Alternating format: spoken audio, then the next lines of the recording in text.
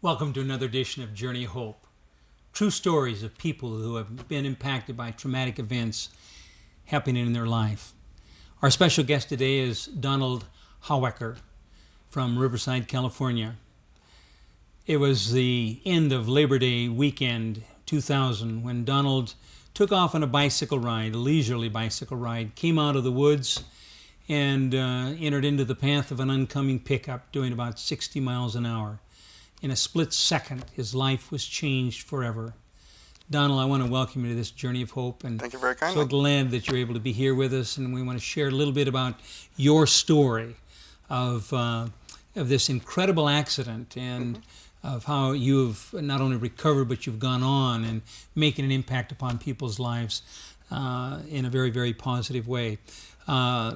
Tell me a little bit about what happened on that day, that as much as you can remember, and you've kind of reconstructed it because you were really unconscious there for a while. Yeah, apparently it was Labor Day weekend, and I was going for a bike ride down by my house. There is a bike trail that runs along the Santa Ana River bottom that's about 7-8 miles long, that there's no traffic down there, so you can ride freely and don't have to worry about cars. Well, apparently it was September 4th, I was on my way home and I came out the park and I was struck by a car as soon as I came out onto the street. I don't remember what happened. I don't remember 2 weeks before to like a month and a half after the accident. Well, the pieces that I've been able to put together and talking to some of the people and visiting with your mom, it sounds like it was estimated that this vehicle was doing somewhere between 60 and 70 miles an hour. That's what they say. It hit you, and then you were immediately taken to the hospital. We have a few pictures here we're going to take a look at that you can identify, and we'll just take a look at those very quickly. This is me, my very first time outdoors at Riverside County Regional Medical Center. That's probably about 4 months after the initial accident. Okay. This is me right after I was released from ICU, I think. I hadn't walked. I still had, they just removed, they hadn't removed my left arm yet, and my right leg was still bandaged up. Okay, so there you got a picture with both arms and part of your leg. Yeah, there's me in ICU where I spent a month and a half. I don't know much about anything that happened in that time, but there's me in my hospital bed in Riverside. There's me when I got my very first real food. You've been in the hospital for really week upon week upon week. Yeah, several think months. I was in there for about a month and a half, 2 months before I actually got to eat solid foods. Okay, Don, what were you doing? I mean, were you working as a what kind of work were you involved in? I was doing landscaping, cutting lawns and stuff like that, yard work and stuff. And so did you have your own business, or were you planning on getting your own business? I was trying to start my own business at the time. My parents owned a gas station in Riverside, so I kind of like broke away from that and was trying to do my own business and trying to get it started and stuff like that. So things kind of were, you kind of had a dream for the future and establishing your own business, and then all of a sudden on this one day you have this horrific accident. Yeah. And it looks to me like you had a broken clavicle, a shoulder bone, a brachial plexus tear, destruction of the right elbow. All of your ribs had been broken. Both lungs had been filled with blood. Your liver had been severed, fractured right, all kinds of problems here. And apparently they amputated your leg at one particular time. Yeah, they amputated the leg at the very beginning of when I first went into surgery. Apparently they couldn't reconstruct the left leg, but they were able to piece together the right leg. Now, we have a picture here of your caregiver. Who is that? That's my mother. And she's been there all along. She's been there every single step of the way. She was there every single day when I was in the hospital, when they wanted to send me to a convalescent. My mom said, no, we are going to take him home, and she's been there. She's my caregiver. She does everything for me. She feeds me. She still does, and she's still there for me every single day. Well, Don, as I was visiting with your mom, and she told me about this thing that happened in the neighborhood about 3 months before at your home, where apparently there was a person that had been involved in a bank robbery. Yes. And was going through the neighborhood and ended up coming up to your home. It just happened to pick out your house randomly and came up and tell us what happened. Apparently what happened was he had robbed a bank in Riverside that's a week or something like that before, and they were waiting for him up around the corner from our house, and he apparently was walking up our street to go to that house. Well, once he found out that the police were waiting for him there, he decided to not go up to that house, and he just happened to pick my house and ran up and ran inside the house, pulled out a gun, and told everybody to get out of the house. And the standoff So began. the police were coming in. Yes. And he pulled out a gun, and the people that were in your house, were you there at that time? I happened to be across the street at the time. But all the people fled out of the house, Yes. and then the house is surrounded. Yep. And what happened? It lasted into a 12-hour standoff, shot tear gas into the house, and finally, at the end, he shot himself in the head in the front bedroom. Took his life. Took his yeah, life. I understand 14 or 15 canisters of gas came Through in, every just kind of window, exploded through all the windows. So the house is really left in destruction. Oh, This yeah. was about 3 months before. Yes. And as your mother was telling me that, they went through that. You went through that experience and thought that you're just kind of getting things back together, and then you have this horrific accident. Yeah. And I know that your mother told me that you needed at one point you're going to be needing 14 pints of blood. Yeah. And so they called in a reporter that apparently had done something earlier, and I'm going to read from the newspaper. It says, in May, this individual entered the house trying to elude police who had spotted him in the area. He was wanted in connection with a bank robbery. After barricading himself for several hours, he killed himself. The tear gas used in an attempt to force him out of the house left it in ruins. Their belongings were boxed up and sent out to be decontaminated. Everything that could be put through a washing machine was washed, but many of their belongings were not salvageable. And talks about the garage being full of boxes. So you went through that experience, and then now your mother has encountered this horrible news that her son's been involved in a terrible accident. Yeah. Apparently, How long did this event in the hospital, how long were you in the hospital? I was in the hospital for 6 months. For 6 months. 6 months. And you were unconscious for a period of time? I was unconscious for about a month and a half. For about a month and a half. I don't remember 2 months. Apparently, when I came out of ICU, I was coherent, but I don't remember because of the sedatives and stuff that they were giving me. It was keeping me from feeling anything. And Sure. Absolutely. So when you do come to, you're missing a leg. Yes. Now, you told me that you're a Christian, you're a believer. Yes. Where is God in all of this? I mean, how does it? I can only begin to try to imagine if something like that happened to me. It's even difficult to imagine. But you come to, at this point, you have one leg already amputated, Yes. and you have problems with one arm. Mm-hmm. And the hand, sometime during this period of time, gangrene begins showing up in the hand. Yes. So was the hand amputated? The hand was amputated probably about a month and a half to 2 months after. It was what you call a brachial plexus tear in my left arm. That is what gives you motor functions in your left arm. It's what allows you. It's what your brain tells to be able to move your arm around and stuff, and that was severed from my spine. So if I told my arm to do something, it wouldn't do it, and so it was pretty much useless. It would just hang there. So you're telling me your motion with your other arm like that, Yes. This is all as a result of that. Yeah. And when the messages aren't going through, then you've got a complete loss of everything. Absolutely. It was. The reason why I took it off was because it was there, and I wore it I wore it for about 2 years, or no, about a year and a half with a sling.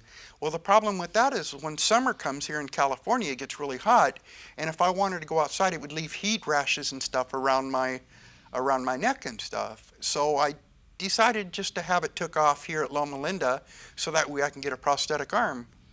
So you came to Loma Linda. Yes. And did you go over to the East Campus? East Campus. And The rehabilitation, it's called Orthotics and Prosthetics Department, which is beautiful here at Loma Linda.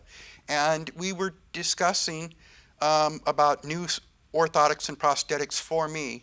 And then I was speaking with a gentleman by the name of Carl that used to work there, that has moved up to Alaska since, but he was the one me and him started to discuss, and he couldn't believe it at first that I actually wanted to go through and just have the arm removed. But if it doesn't really do you any good, you know, I mean, it's already useless, so let's just take it off and get it out of the way. And so you had this arm that you really couldn't do anything with it at all. Absolutely.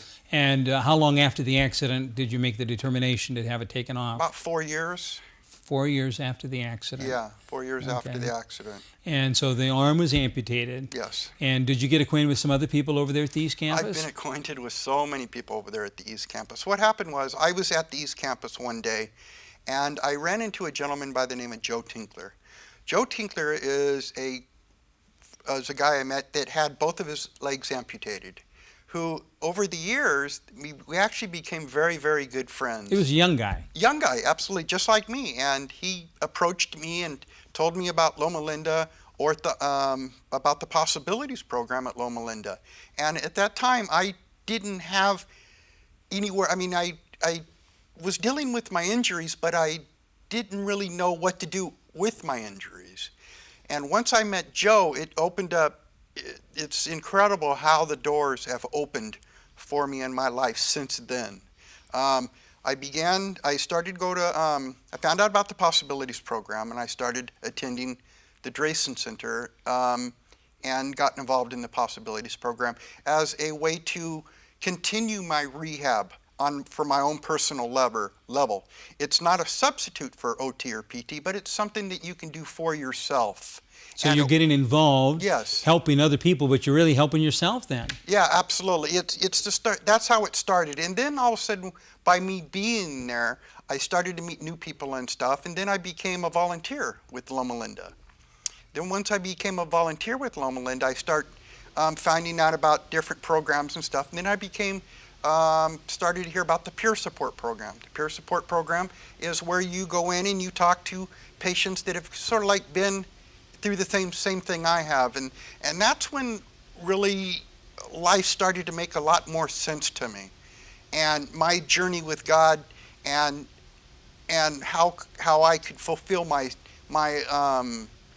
walk through life, you could say. And then I became a volunteer, and then I started talking to patients real slowly. I would go in and I would say, "Hi, my name's Donald," and it started to open up a lot of doors, and I started to, how could you say it?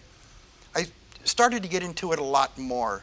And investing more of yourself and more of your time. Absolutely. And since then, I've been doing it now for about 3 years. I've got over 3,000 hours that I have dedicated. 3,000 hours as a volunteer. As a volunteer. Working over the Drayson Center and helping people out. And helping people out. Okay, we've got a couple pictures we're going to take a look at of one of the recent Possibilities triathlon, and maybe you can tell us what's happening here. This is the 5th annual Possibilities triathlon, and what it does is that it's for people that are in wheelchairs and people that aren't in wheelchairs. It's a half marathon, and what it does is it gets the word out and provides us with care for the people that are in wheelchairs and stuff like that. So this was the starting line of the 5th annual triathlon. So you're there, and this is the beginning This is the beginning of it, This is the beginning, and you can see the finish where they're going to end up coming back.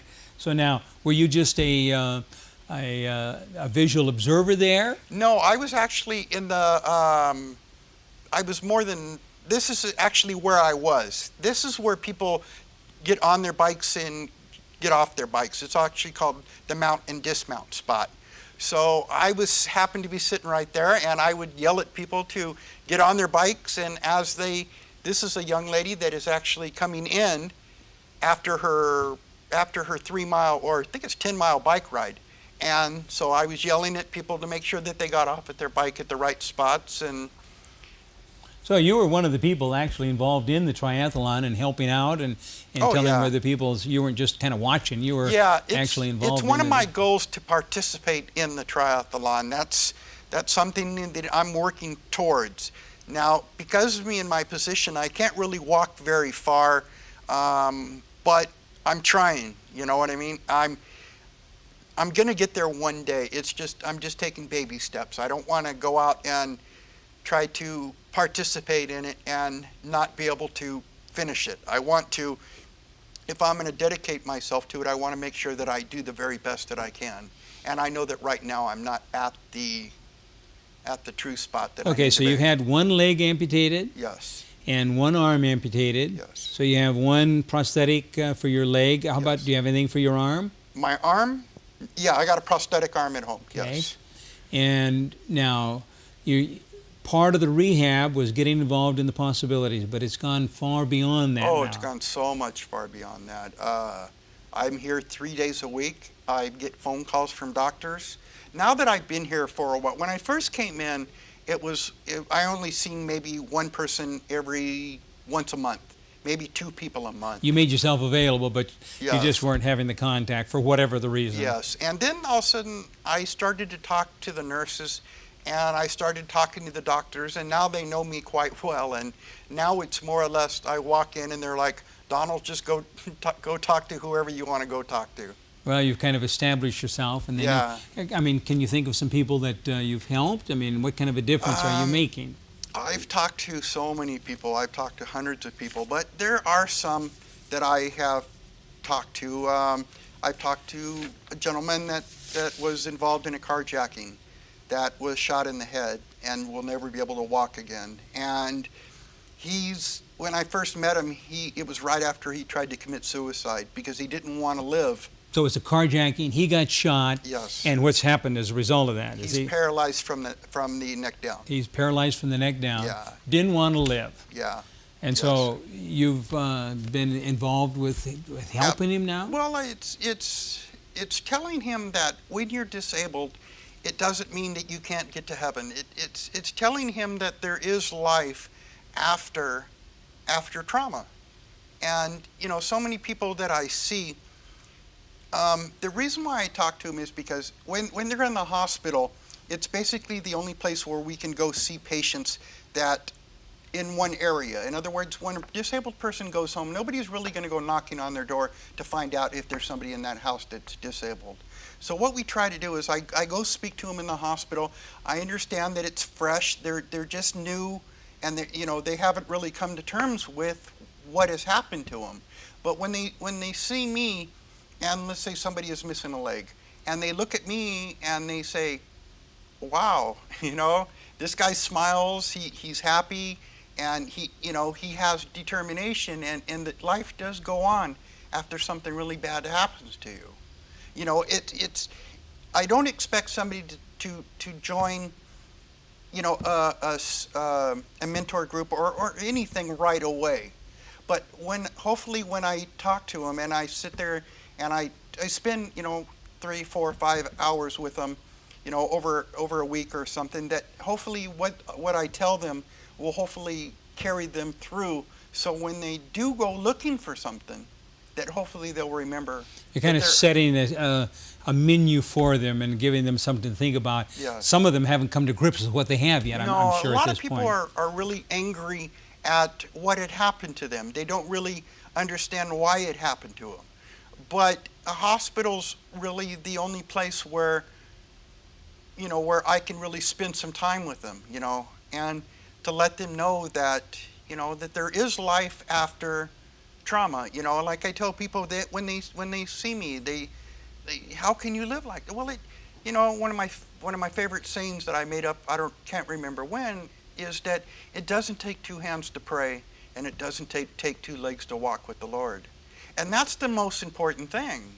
That's great. You know, it doesn't take two hands to pray. No. And it doesn't take two legs to serve the Lord. No, it doesn't. And because when we go to go see our, our Maker, that the body doesn't go with you, Not the body as we now know it. No, yeah, it's not That's the body right. as we now know it, So it's that you got to live with whatever He's handed you while you're still here. Well, this is remarkable. I'd like to think I would have that kind of an attitude, but one really never knows until they are involved in it. But have you asked yourself the question, why me? I think it's to help others. I don't really know. I don't really think about why, but my life has actually become better since the accident. Spiritually, I'm a better person. Before I was walking around not really caring, so much about what direction I was following. And maybe it was God's way of telling me that He had bigger things for me. Now, this is kind of like an extreme to say, maybe God has plans for you. How could you say He'd want you like this? But when I'm in a room and somebody looks at me and they're sitting there and they're kind of upset and they're sitting there going, why me? And I walk into a room and they go, wow, and then when I get done talking to them, they're in tears, some of them, and it just makes you feel good, and hopefully they take away something. Well, what I'm hearing you say is, as a result of this accident, that it almost sounds like you think you're better off. I think I am too, because being there with two legs and two arms isn't, it's I think it's harder for a person with two arms and two legs to get into heaven than it is for a person with one arm and one leg. Well, that's an interesting observation there. What I'm hearing you say is, as a result of this accident, that you're finding purpose. Yes. And meaning. I mean, what do you want to do in the future? What do I just want to continue helping other people realize that even if bad things happen to you, God didn't make bad things happen to you. Things happen, and God will be there to console you and to make you feel better in the long run, as long as you give Him a chance. As long as you give Him a chance. Yes. And what do you mean, give Him a chance? I mean, accept Him, and it's like give your worries to God, and He'll iron them out for you. In other words, first you got to believe, and then the rest comes.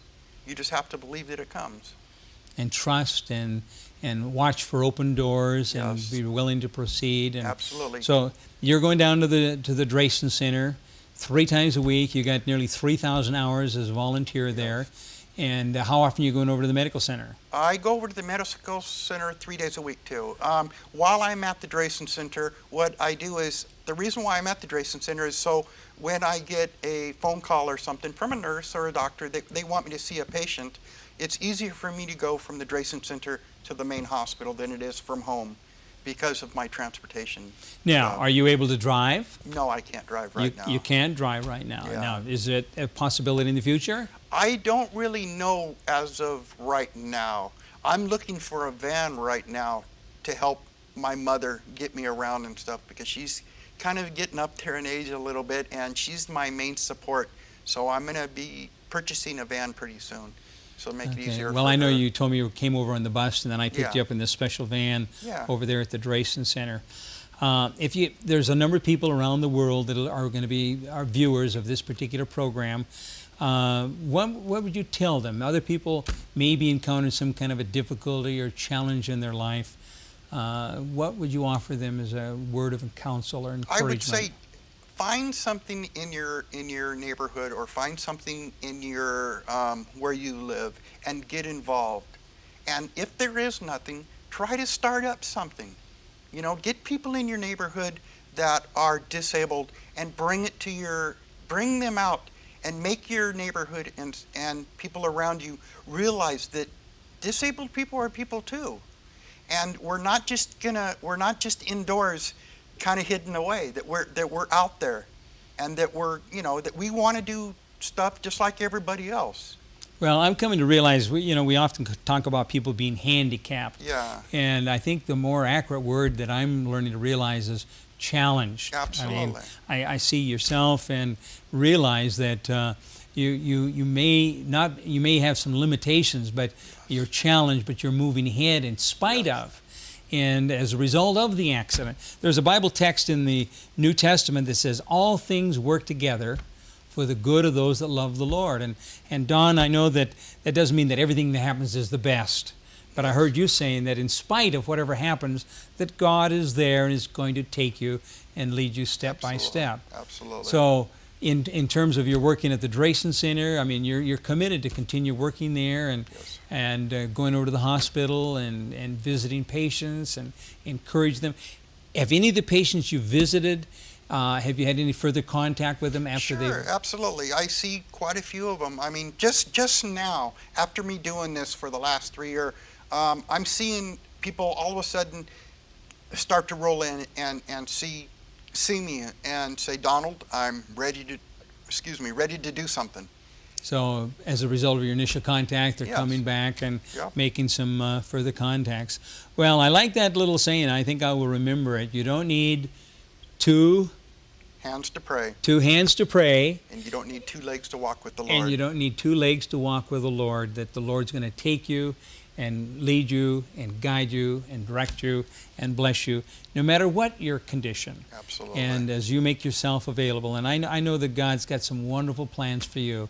I don't know what the future holds, but I'm glad to tell you I know who holds the future, and He is going to take and use you. Well, thank you for hearing my story. Well, it's an amazing story, and I know you're still on a journey, Yes. and God is going to lead you step by step, and I'm so thankful that you're already making an impact. You're taking something that has happened to you, and you're moving ahead and building a very positive future, making a difference in people's lives. Thank you so much. You're very welcome.